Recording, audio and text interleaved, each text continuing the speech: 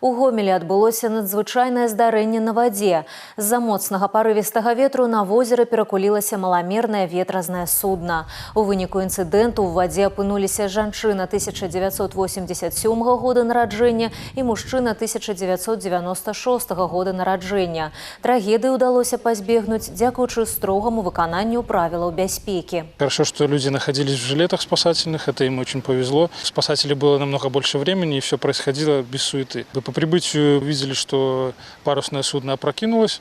2 человека, девушка и парень, находятся в воде. Их сразу же подняли на катер, помогли транспортировать это судно, вычерпать воду. Ну и они дальше продолжали заниматься своим делом.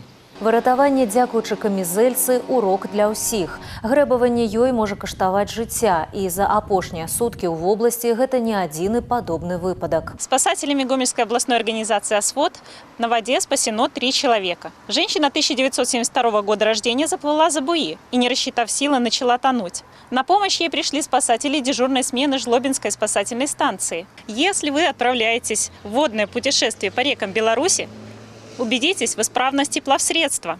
Не забудьте надеть и застегнуть спасательный жилет подходящего вам размера. Асабістая бяспека на вадзе пачынаецца да спуску на ваду. Выратавальная камізэлька ўтрымае на хвалях у крытычнай сітуацыі, але лепшай абаронай заўсёды застанецца ўменне своечасова ацаніць рызыкі і застацца на беразе.